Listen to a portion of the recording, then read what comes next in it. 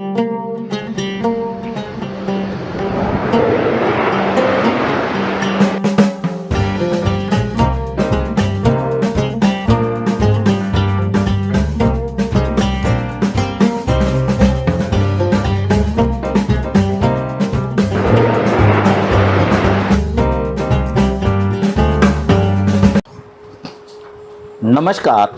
आप देख रहे वी न्यूज़ 24 का चैनल चले साथ घूमें। आज हम आपके लिए लेकर आया हूँ हिंदू धर्म के सबसे पवित्र और कठिन अमरनाथ यात्रा। इसमें हम आपको बताने वाले हैं शिवलिंग का नाम, यात्रा की जानकारी और यात्रा का महत्व और कथा कहानी। तो आइए हमारे साथ चलिए अमरनाथ यात्रा पर। अमरनाथ यात्रा बाबा बर्फानी के दर्शन के लिए अब आप ऑफलाइन रजिस्ट्रेशन भी करवा सकते हैं।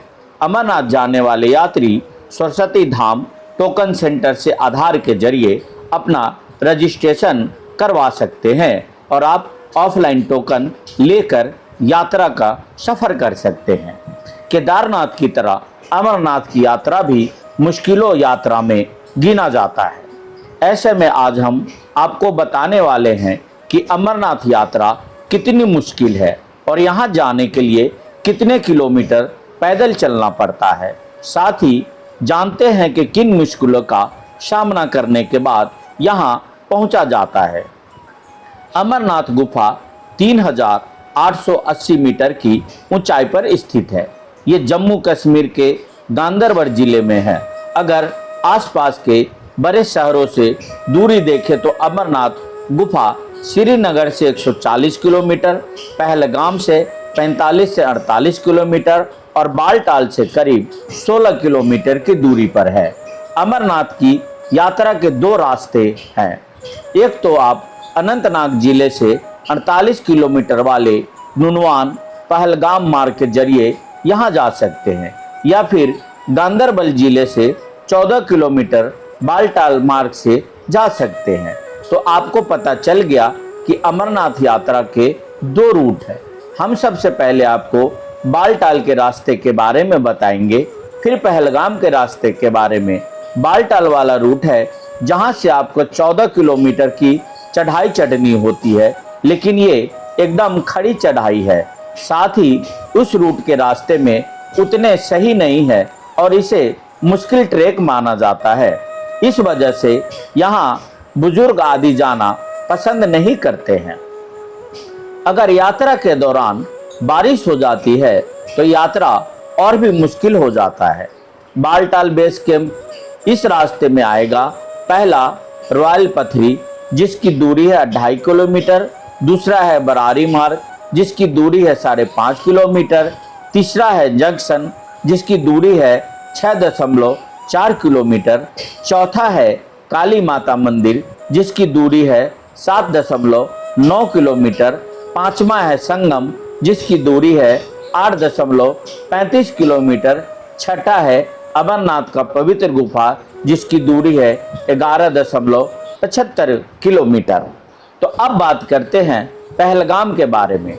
अगर आप पहलगाम रास्ते से जाते हैं तो इसके लिए आपको करीब 45 किलोमीटर की यात्रा करके गुफा तक पहुंचना होता है और इस पूरी यात्रा में 3 दिन का समय लगता है।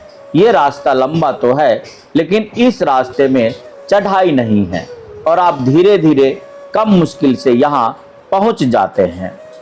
दूसरे पड़ाव में चंदनबाड़ी से 12 किलोमीटर का सफ़र तय कर आप शेषनाग पहुँचते हैं।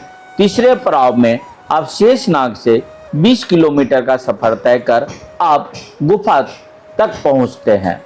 वही दूसरे रूट में कम चलना पड़ता है और आप कम समय में इस यात्रा को पूरा कर सकते हैं। अब बात करते हैं ऊंचाई की। पहलगाम वाले रास्ते में आएगा शेषनाग जो 12,000 फीट की ऊंचाई पर है, दूसरा है बावल टॉप जो 13,000 फीट की ऊंचाई पर है, तीसरा है एमजी टॉप जो 14,800 फीट की ऊंचाई पर है, चौथा है पुष्पत्री जो 13,500 फीट की ऊंचाई पर है, पांचवा है पंजतरनी जो 11,500 फीट की ऊंचाई पर है, छठा है संगम। आपको बता दूं ये संगम वही है, अगर बालटाल से भी अगर आप आते हैं और पहलगाम से भी आते हैं तो यहाँ पर दोनों रास्ता एक हो जाता है।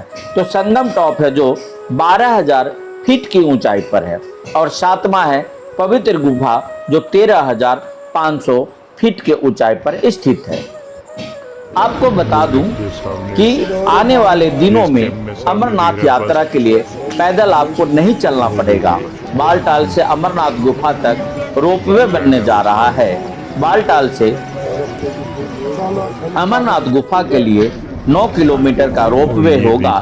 इससे 14 किलोमीटर की मार्ग की पैदल दूरी 10 घंटे से घटकर 40 मिनट रह जाएगी। तो ये तो जानकारी थी यात्रा के बारे में। अब बात करते हैं गुफा और अमरनाथ की कथा और मान्यता के बारे में। अमरनाथ गुफा के शिवलिंग को अमरेश्वर कहा जाता है। इसे बाबा बर्फानी कहना गलत है।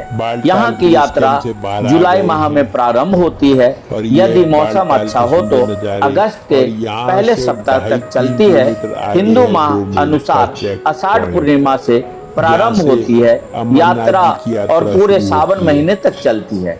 ऐसी मान्यता है कि भगवान शिव इस गुफा में पहले श्रावण मास की पूर्णिमा को आए थे, इसलिए उस दिन को अमरनाथ की यात्रा को विशेष महत्व मिला।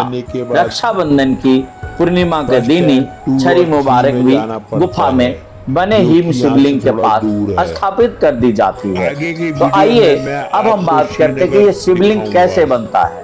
तो आपको बता दूं कि गुफा की परिधि लगभग 150 फुट है और इसमें ऊपर से बर्फ की पानी की बूंदें जगह जगह से टपकती रहती है।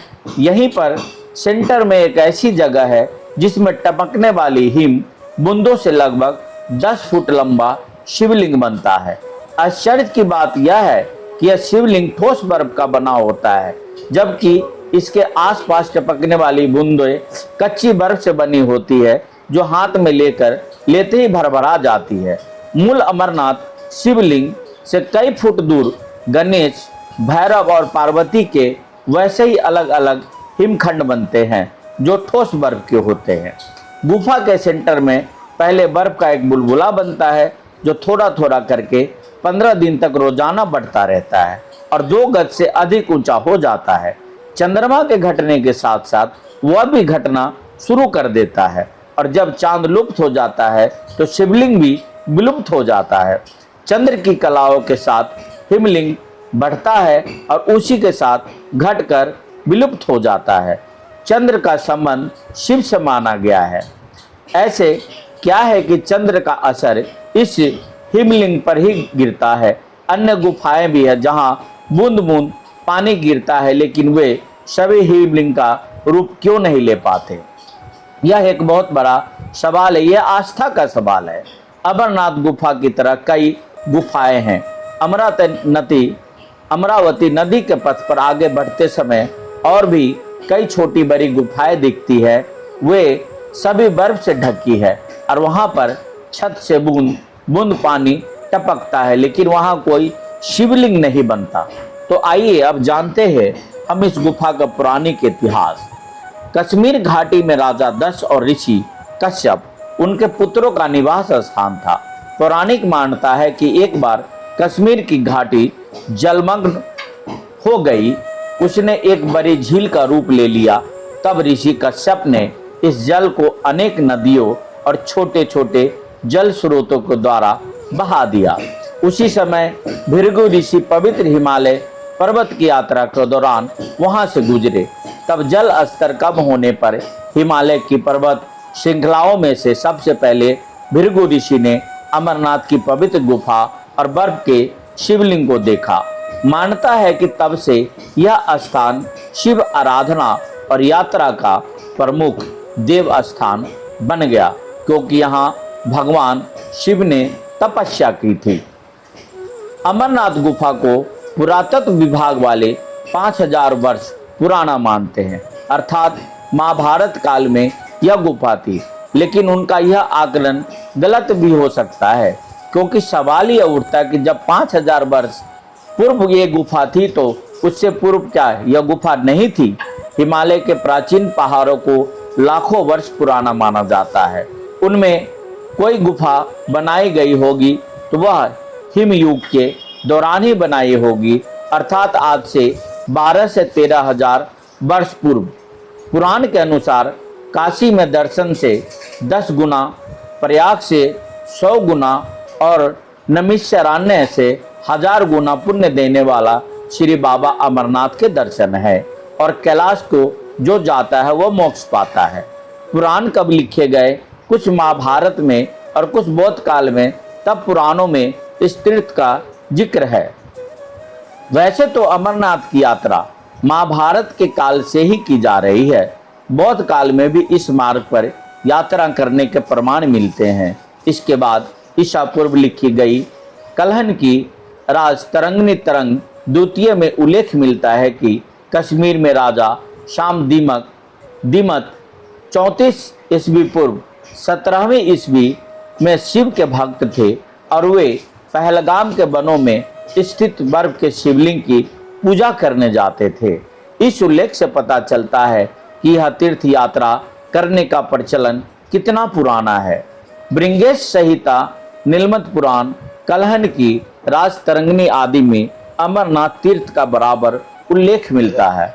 भृंगेश संहिता में कुछ महत्वपूर्ण स्थानों का उल्लेख है जहां तीर्थ यात्रियों को अमरनाथ गुफा की ओर जाते समय धार्मिक अनुष्ठान करने पड़ते थे। उनमें अनंतन्या, अनंतनाग, माच भवन, मंटन, गणेशवल, गणेशपुर, मामलेश्वर, मामल, चंदनवारी, सुसाराम नगर, शेषनाग, नमीटर, पंचतरनी और अमरावती शामिल है। एक अंग्रेज लेखक लॉरेंस अपनी पुस्तक वैली और कश्मीर में लिखते हैं कि पहले मट्टन के कश्मीरी ब्राह्मण अमरनाथ के तीर्थ यात्रियों को यात्रा कराते थे। बाद में बटकुट में मालिकों ने यह जिम्मेदारी संभाल ली, क्योंकि मार्ग को बनाए रखना और गाइड के रूप में कार्य करना उनकी जिम्मेदारी थी। उन्होंने मौसम की जानकारी भी होती थी। आज भी चौथाई चढ़ावा इस मुसलमान गडरिये के वंशजों को मिलता है। पहलगाम का अर्थ होता है गडरिये का गांव। जब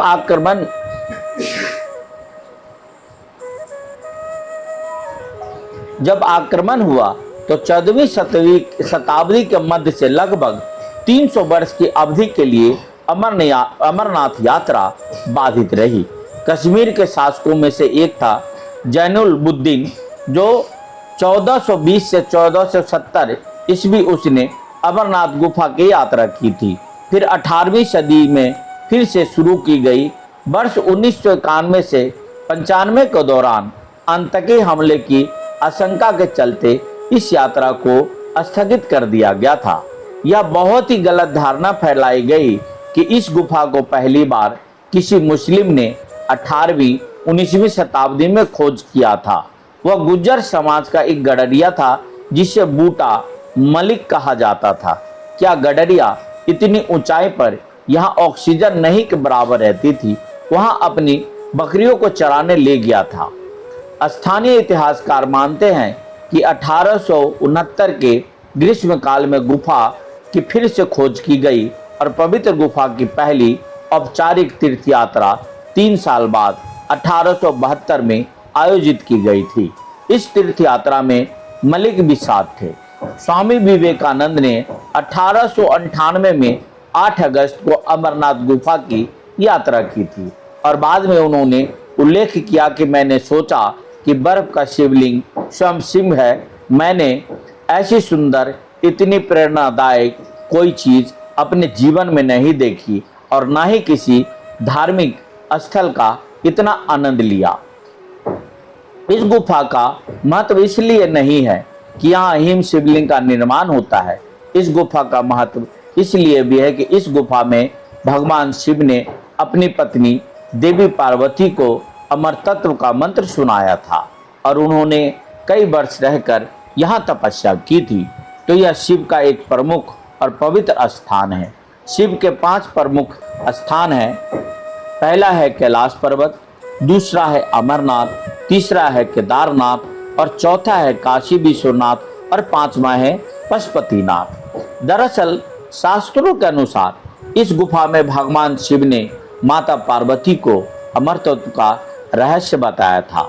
माता पार्वती के साथ ही इस रहस्य को सुख तोता और 2 कबूतर ने भी सुन लिया था। यह सुख बाद में सुखदेव ऋषि के रूप में अमर हो गए, जबकि गुफा में आज भी कई श्रद्धालुओं को कबूतरों का एक जोड़ा दिखाई देता है, जिन्हें अमर पक्षी माना जाता है। भगवान शिव जब पार्वती को अमर कथा सुनाने ले जा रहे थे, तब उन्होंने छोटे छोटे अनंत नागों को अनंतनाग में छोड़ा था। माथे के चंदन को चंदनवारी में उतारा था, अन्य पिशुओं को पिशु टॉप पर और गले के शेषनाग को शेषनाग नामक स्थल पर छोड़ा था। ये सभी स्थान अभी भी अमरनाथ यात्रा के दौरान रास्ते में दिखाई देते हैं। तो ये थी हमारी जो अमरनाथ यात्रा के कुछ ये महत्व। अब हम चलिए आपको सफर का आनंद की ओर लेके चलते। देखिए कितना सुंदर ये झरना है। ये जो आप देख रहे हैं जो सामने ये पहाड़ी ये रास्ते ऊंचे नीचे, हालांकि यहाँ बहुत संभल कर चलना पड़ता है।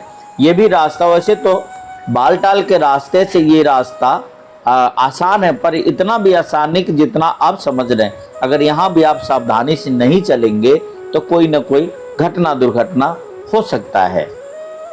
यहाँ पे आपको मौसम के मिजाज का कोई ठीक नहीं कि कब मौसम क्या हो जाए, कब बारिश हो जाए। तो इसीलिए अगर इस यात्रा पर आप जाते तो आपको अपने साथ में ठंडे यानी गर्म के कपड़े भी ले जाना जरूरी है। वैसे तो इस यात्रा पे आप देखिए शेषनाग का ये झील है।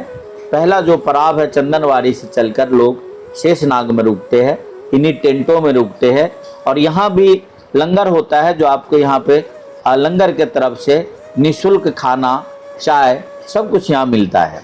ये है शेषनाग झील। देखिए कितना ही ये सुंदर ये नज़ारा है, कितना बढ़िया ये सीन है। अब देखिए अब यहाँ से जो फिर अब यात्रा आगे की ओर चलते शेषनाग की ओर। तो यहाँ से जब शेषनाग से हम लोग जब यहाँ से आगे चलेंगे तो वैसे तो जगह जगह आपको यहाँ इधर आपको जो ये देखिए ऑक्सीजन बूथ है। मैं आपको बता दूं कि ये जगह में आपको ऑक्सीजन की कमी हो जाती है, सांस लेने में भी काफ़ी कठिनाई होता है। अगर इसीलिए लोगों को ना मेडिकल करवा करके मेडिकल देखने के बाद ही वो जाता है। देखिए यहाँ पे जो है आपका ये जो जानकारी दिया हो कि कौन सा कितने फुट की ऊंचाई पर स्थित है, ये देख सकते हैं। जो कुछ लोग इधर से आ रहे हैं, कुछ जा रहे हैं। ज़्यादातर लोग, हालांकि बालटाल से आपको मैं बता दूं कि अगर इस अमरनाथ यात्रा को जाएंगे तो दूरी तो कम है, पर अगर यात्रा का आनंद लेना है और सुरक्षित अगर जाना है तो आप हमेशा पहलगाम के रास्ते से जाएं। उसमें वैसे तो सफ़र में 3 दिन लगता तो है, पर यह सुरक्षित है। बालटाल के रास्ते से ये ज़्यादा सुरक्षित है और ज़्यादा ये थोड़ी उधर से चढ़ाई भी इसका जो आसान है, कठिन नहीं है। ये देखिए छोटा छोटा ये टेंट ये लगे हैं, इन्हीं टेंट में यात्री रुकते हैं। और ये प्रशासन के तरफ ये देखिए पहाड़ से जो पानी बह रहा है, कितना साफ और सुंदर पानी, साफ एकदम निर्मल। ये छोटी छोटी ये नदियाँ,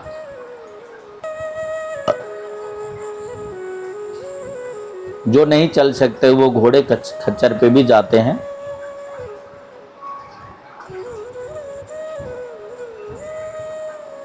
देखिए हाँ क्या सुंदर ये नज़ारा है। ये आ गया आपका बाबल टॉप।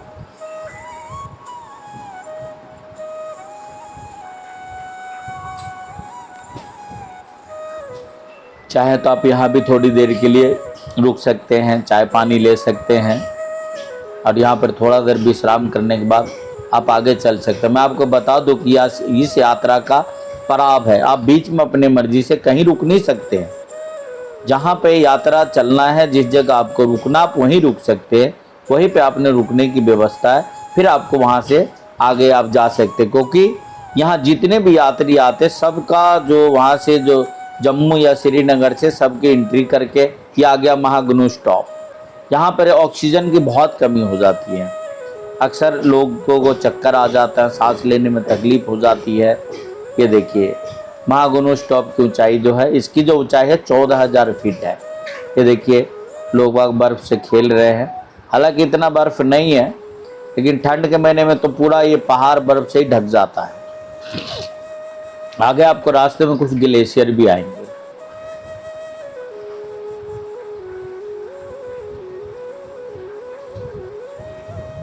ये देखिए पहाड़ी नदी, हालांकि नदी में पानी नहीं है लेकिन पानी बहुत ठंडा है। अगर हम कहें कि अपने यहाँ का अगर फ्रिज का पानी अगर आप निकालेंगे तो उससे भी कहीं ज़्यादा ठंडा है पानी है, बहुत ज़्यादा ठंडा पानी है।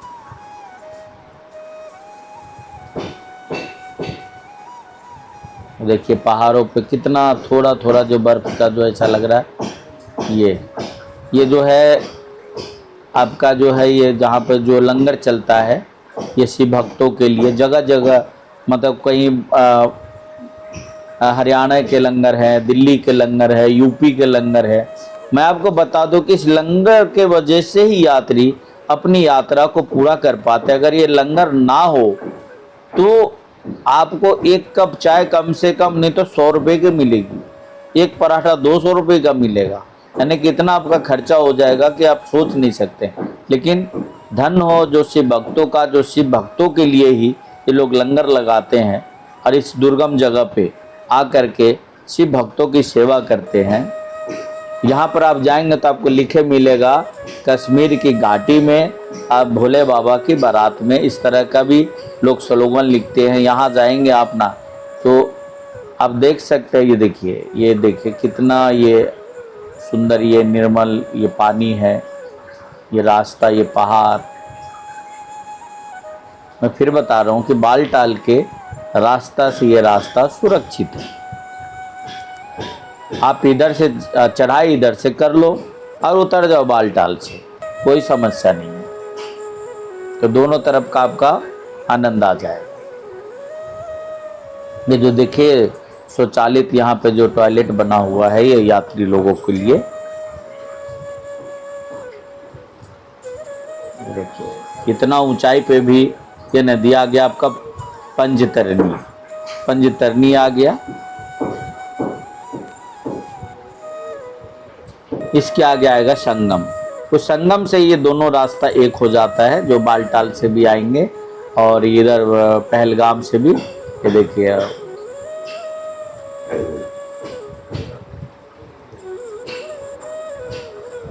पंचतरनी आपका बेस कैंप आ गया। यहाँ से चलने के बाद आपको दर्शन करने के बाद अगर आप पहलगाम के रास्ते जा रहे हैं, ये आपको देखिए ये हेलीपैड है। यहाँ से हेलीकॉप्टर से आप आते हैं तो यहाँ पे उतर के आपको तकरीबन 6 किलोमीटर पैदल चलना पड़ेगा आगे। तो हेलीकॉप्टर की भी यहाँ पे सेवा है।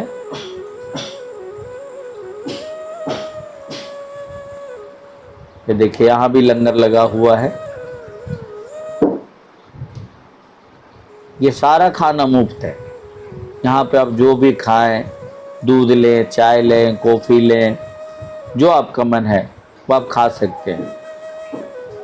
यहाँ पर इतने आइटम होते हैं जो हम लोग को अपने घर में भी बनाने के लिए सोचना पड़ेगा, लेकिन यहाँ पर आपको देखिए सेवा भाव से बहुत सारी चीज़ यहाँ पर देते हैं, दूध में केसर डाल के। ये जो आप सामने देख रही है जो आपका है, ये जो घोड़ा और खच्चर का प्रीपेड काउंटर है। अगर जो लोग यहाँ से आगे चाहते कि मैं घोड़ा खच्चर से जाऊँ, बहुत ऐसे लोग होते हैं जो यहाँ पहुँचने के बाद थकावट से महसूस करती है। देखिए पालकी पे लोग जा रहा है। वैसे तो कहते हैं कि भैया जब तक आपके हाथ पैर में दम हो उसी समय आप तीर्थ कर लो, क्योंकि शरीर गिरने के बाद क्यों किसी पर बोझ बने। तो मेरा भी यही मानना है कि जब आपका हाथ पैर चल रहा हो, आप स्वस्थ हो, तो तीर्थ कर लो।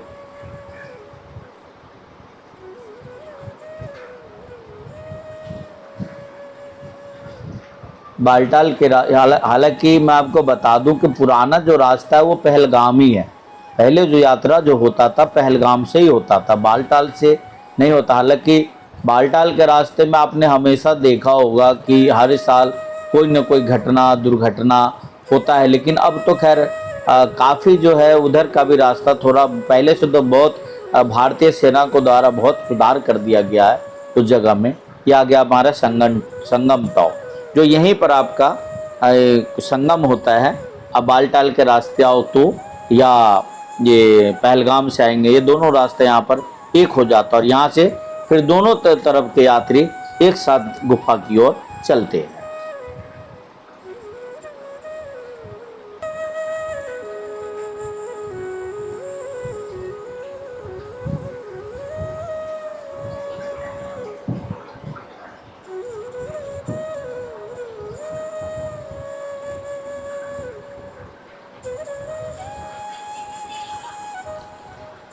ये देखिए यहाँ पर आकर देखिए संगम पे कितने सारे यात्री, क्योंकि दोनों जगह के यात्री यहाँ पर एक हो जाते हैं, इसलिए यहाँ पे क्राउड यानी कि भीड़ आपको ज़्यादा मिलता है।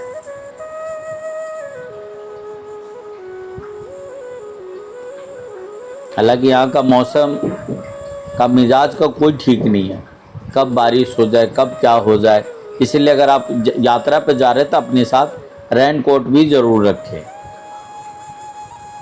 और कोशिश ये करें कि यात्रा में ज़्यादा हमारे पास सामान नहीं हो। ये हेलीपैड है जहाँ पे हेलीकॉप्टर उतरता है।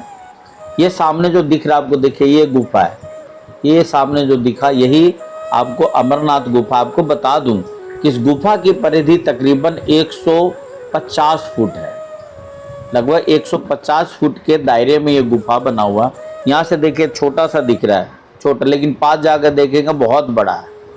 इसके अंदर में अब भगवान भोले बाबा का जो है वो शिवलिंग है, माता पार्वती है, भैरव बाबा है, गणेश जी हैं। यह है अमरनाथ गुफा जो सामने देख रहे हैं आप।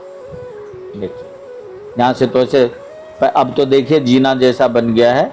जब हम लोग बहुत पहले जब गए थे तो उस समय इस तरह का रास्ता नहीं था, लगभग मैं आपको बताऊं 90-91 के आसपास में।